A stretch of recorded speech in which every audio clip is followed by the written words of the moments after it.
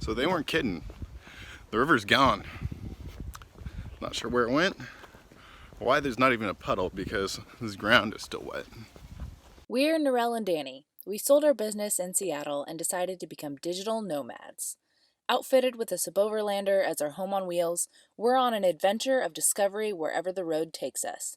Subscribe and join our journey meeting new people, seeing amazing things, and helping build new ventures and opportunities.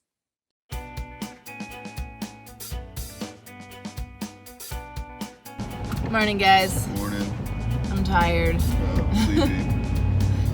It was a really nice stay with Monique for like 3 nights, and we'd only planned on staying for 1, so It was kind of a last minute thing too. Yeah, it was a last minute thing too. But yeah, we are on our way to Austin.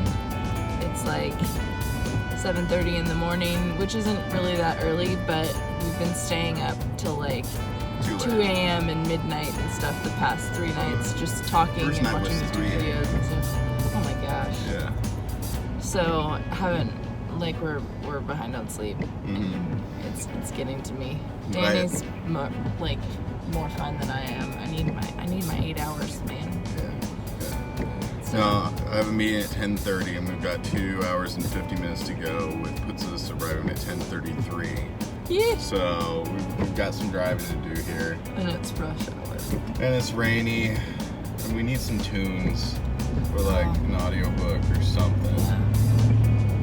Yeah, and more coffee. Mm-hmm. Alright, we'll check back in later.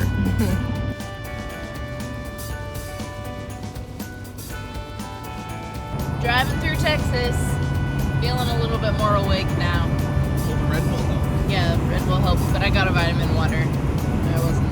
Coffee was enough for me. But anyway, we're driving along, and I noticed these like deer in pastures, and I was like, what's all that about? And I looked it up. Turns out, like, they actually raise deer and breed them here in Texas. And it kind of makes sense. I mean, Monique's dog food is like venison and chicken, or venison and turkey or something. So they use it for that. They also stock some restaurants with it, but like they're doing it with these like 10-foot tall fences. And I thought it was very interesting. I've never seen that before. Have you? Anyway, stay weird, Texas. I'm now regretting not getting a Red Bull. You didn't get one? No, I got a vitamin water. Hey. I was feeling more vitamin water, but now... Yeah. You need that caffeine.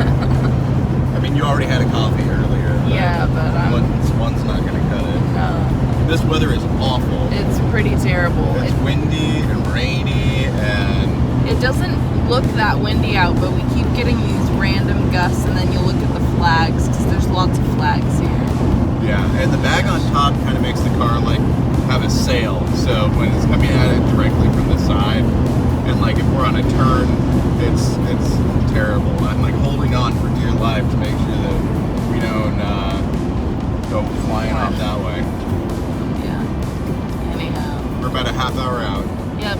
Danny's got a meeting with a potential investor, and I was going to do some work and some networking, like online, but I think I need to nap and then do the work and networking. I can bring you a coffee. We're meeting in the coffee shop. Don't think that's going to cut it. I think I need to actually sleep a little bit. Okay. Good otherwise, though. Like, just need to sleep.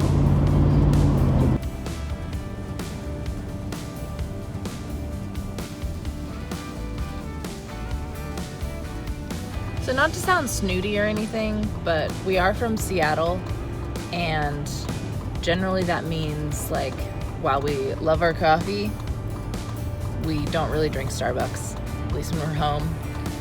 And pretty much this whole trip, our only solid option for Wi-Fi and good coffee, or decent coffee, has been Starbucks. And we were excited coming to Austin because they have lots of like coffee and wine bars, and they all have Wi-Fi.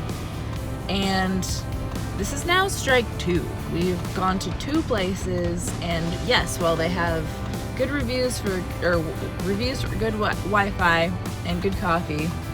They also don't have parking. Or they do, but they only have like 2 spots. So we're giving up and going to Starbucks. Hey guys, so we got some work done this morning, and then we got some delicious Mediterranean food. A little too much. I should have gone with the small. Yeah, kebabalicious. It was way too kebabalicious. Very good. And now we are going to a trash cathedral. Well, junk. Yeah, the cathedral. I think it's called, the Cathedral of Junk. Yeah, the Cathedral of Junk. Anyway, it's like reclaimed garbage, like steel things that they've turned into this. Hot glued together. Yeah, I think it's more than hot glue. I think it's probably welded or something. Yeah. But yeah, so All gonna right. check this out. The pictures look kind of cool. Should be fun. Should be good. I was thinking about it, and I think the difference between trash and junk is that phrase, one man's trash is another man's treasure, except for, like, you know, it could be another man's treasure, but junk is like the Millennium Falcon, right? It's still yours, but it's a hunk of junk. You can still make something of it, right? But it ain't trash yet. That's my theory, and I'm sticking to it. Classic Google. Supposed to take a left on St. Elmo Road. Yeah, no lefts allowed. Okay, so, yeah, I just saw this on Google when you hit the recommended things to do and see and stuff. And it took us into the middle of a residential neighborhood. And this is clearly just in somebody's backyard. So stay weird, Austin. But check this out. It's pretty bad. Yeah, it is. But Look. let's see. Yeah, it's just back there. All right, let's just go and see. Knock on the door. Yeah, I guess so. All right.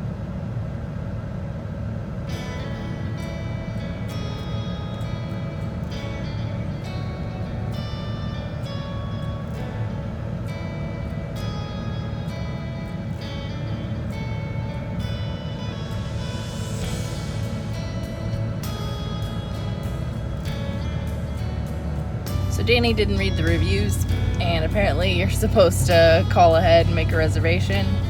So we just called from out front, and turns out he's not able to do any appointments until Friday, March 6th. And even But- that is sketchy. Yeah, and even then it's sketchy. But good news is we will be in town still That's on true. March 6th, so we can come back. So yeah, now we're gonna figure out what the next plan is. In the meantime, grabbing some gas, and we'll see. Yeah. Keep But- you updated. Yeah, we'll keep you updated. It's a beautiful day, which is so nice Finally after got warm. yesterday being so cold and windy and It gross. was 36 when we woke up. Yeah, we woke up and it was 36 degrees, but we were nice and cozy under our sleeping bag. So yeah, gas and then new plan. Hey. Inception. We are on the Barton Creek trail. Sorry, there's rocks everywhere. And we're going up to Twin Falls, although we ran into a couple of hikers who had just come down and they said there's no water, which is unfortunate, but that's what you get sometimes. Which So, makes no sense though, because it rained like a lot last night. I mean, it was mostly like spitting. It wasn't like downpour.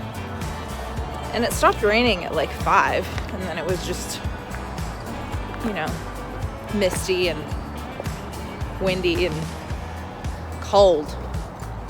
So anyway, it's nice to get out and stretch our legs. This is only like I think like a mile round trip, so It said 9 minutes each it's way. not a huge hike, but good to get out, get a little exercise, get back in nature again. Yeah. You're filming.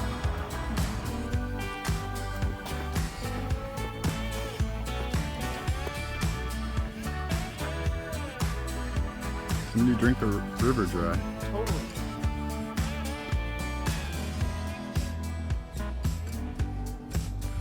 So they weren't kidding. The river's gone. Not sure where it went. Why there's not even a puddle, because this ground is still wet.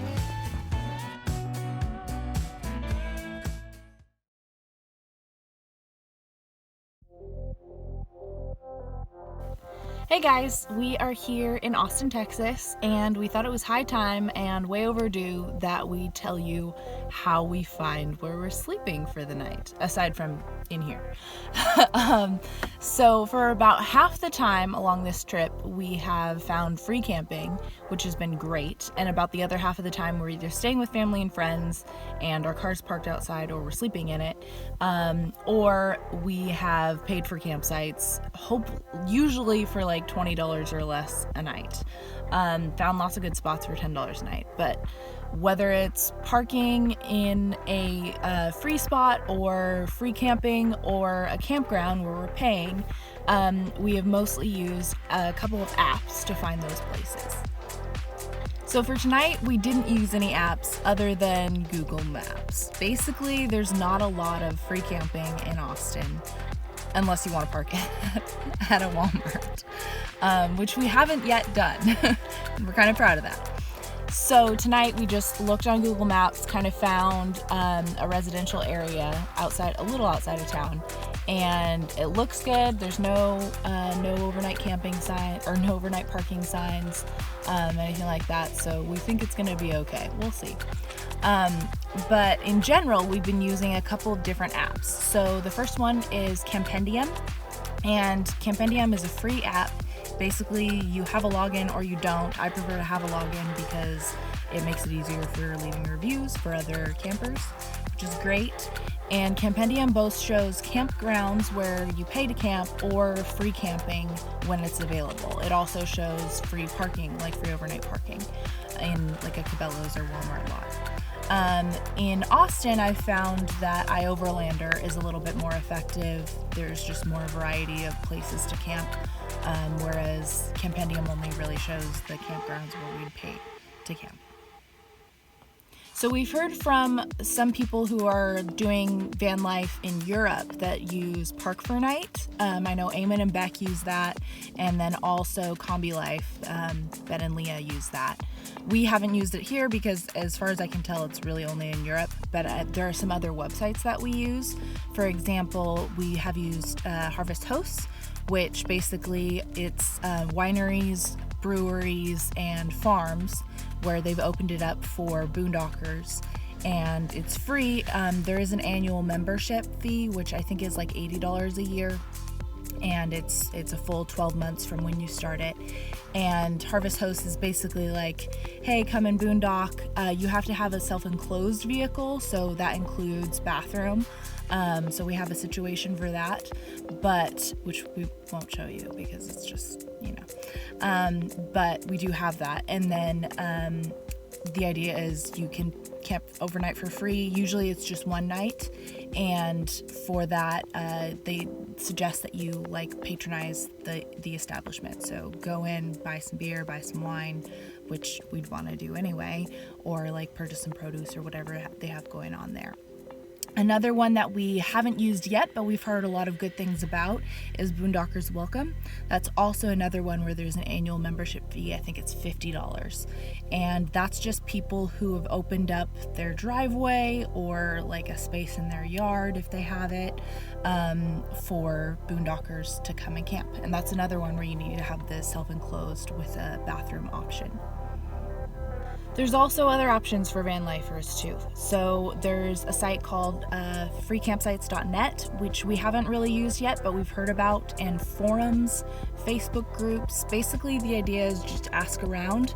If you're heading to a city, maybe reach out to your network on social media and say, hey, I'm going to be in Austin. Anybody around?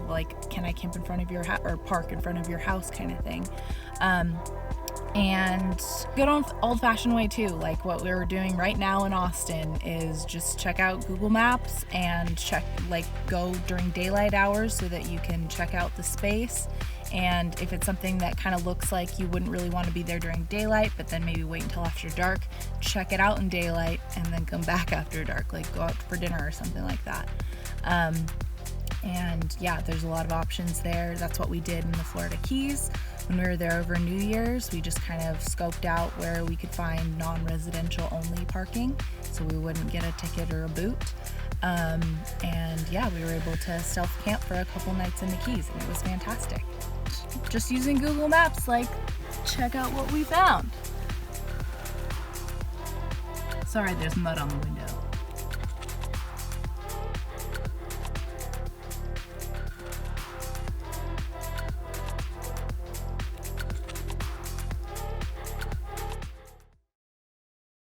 Yeah, Moses Rose, as in Moses supposes roses are toes, but Moses supposes toes to be. Anyway, this is the Alamo, and as you can see, it is all roped off and the police are surrounding it, and they won't let us in, and they won't say why. They said a few hours. They said it'll be a few hours, and something else is going on. I don't think it's dangerous at all. I just think they're probably filming some sort of movie scene or something.